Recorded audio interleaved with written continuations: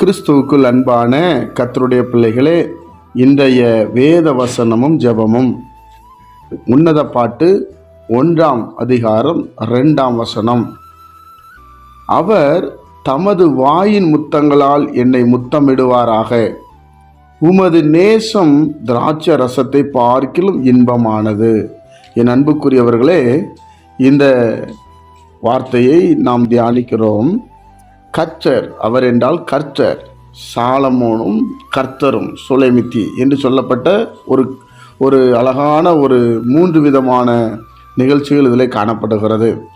இதில் பரிசுத்த ஆவியானவர் அதிகமாய் இடைப்பட்டிருப்பார். அவருக்கு ஒரு அழகான ஒரு பேர் உண்டு.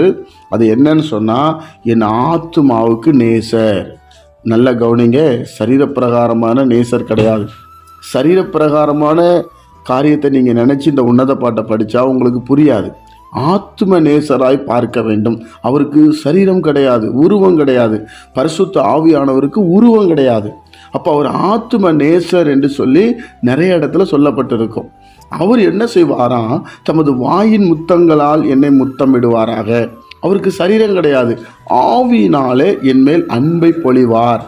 ஆவிக்குரிய காரியங்கள், நல்ல வார்த்தைகளை சொல்லிக் கொடுப்பார். பரிசுத்தமான காரியங்களை வெளிப்படுத்துவார். அவருடைய அன்பு பாருங்க, திராட்சை ரசத்தை பார்க்கிலும் இன்பமானது. இன்னைக்கு நிறைய பேர் பாருங்க, ஒரு மாதிரி பேரை வச்சு நம்மளை கூப்பிடுவாங்க, நம்முடைய செயல்களை பார்த்து கூப்பிடுவாங்க. ஆனால் இந்த தேவன் பரிசுத்த ஆவியானவர், பிதா குமாரன் பரிசுத்த ஆவியானவர் நமக்கு பாருங்க, நம்ம ஆத்தும நேசர் நம்மளை எப்படி கூப்பிடுறாரு? வாயின் முத்தங்களால் என்னை முத்தமிடுவாராக. அவ்வளோ ஒரு க்ளோஸ்னஸ். யார் முத்தம் கொடுப்பா? அம்மா அப்பா தான் நமக்கு முத்தம் கொடுப்பாங்க.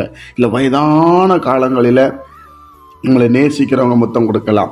இல்லைன்னா கணவன் மனைவியாக இணைக்கப்பட்டவர்கள் அன்பினால முத்தத்தை கொடுக்கலாம். பிரியமானவர்களே, நான் சொல்வது ஆவிக்குரிய மண்டலம், ஆத்தும நேசர். நமக்கு ஒரு ஆத்துமா இருக்கு இல்லையா, அதுக்கு தலைவர் அவர் தான் ஆத்தும நேசர். அந்த ஆத்துமா அவர்கிட்ட தான் போகும். அதனால் இந்த உலகத்தில் யார் வேணாலும் நம்மளை தள்ளலாம், யார் வேணாலும் நம்மளை தவறாக திட்டலாம். நம்ம நல்லது செஞ்சால் நல்லா பேசுவாங்க, நம்ம நல்லது செய்யலைன்னா நம்மளை திட்டிடுவாங்க. ஆனால் இந்த ஆத்தும நேசர் மட்டும் நம்மளை நேசித்து கொண்டே இருப்பார். எப்படி சொல்கிறார் பாருங்க, உமது நேசம் திராட்சை ரசத்தை பார்க்கிலும் இன்பமானதான். திராட்சை ரசமே டேஸ்டாக இருக்கும், அதை பார்க்கிலும் இன்பமானதான். பிரியமானவர்களே, இப்படி ஒரு நல்ல ஆத்ம நேசர் நமக்கு இருக்கிறார் பார்த்தீங்களா? அவரை விட்டுறாதீங்க. ஜெபிப்போமா? தொடர்ந்து தியானிப்போம். கர்த்தர் நம்மோடு இடைபடுவார். பிதாவே, உம்முடைய குமாரன் இயேசுவின் நாமத்தில் வருகிறோம். எங்களுக்கு கொடுத்த நல்ல ஆத்தும நேசருக்காக உமக்கு ஸ்தோத்திரப்பா. அவரை ஒரு காலம் நாங்கள் துக்கப்படுத்தி விடாதபடி, எங்களை விட்டு விலகி போய்விடாதபடி நாங்கள் அவரே சார்ந்திருக்க எங்களுக்கு உதவி செய்யும். இந்த உன்னத பாட்டில் இன்னும் என்னென்னலாம் இயேசுவோடு கனெக்ட் பண்ணி படித்து நாங்கள் இன்னும் வளரணுமோ எங்களுக்கு அந்த ஞானத்தை தாரும். இந்த நாளை எங்களுக்கு ஆசீர்வதித்து தாரும். எங்கே போனாலும் உடைய பாதுகாவல் உண்டாகட்டும். தாழ்த்தி ஒப்பு கொடுக்கிறோம். பாவத்துக்கு விலகி ஓட உதவி செய்யும்.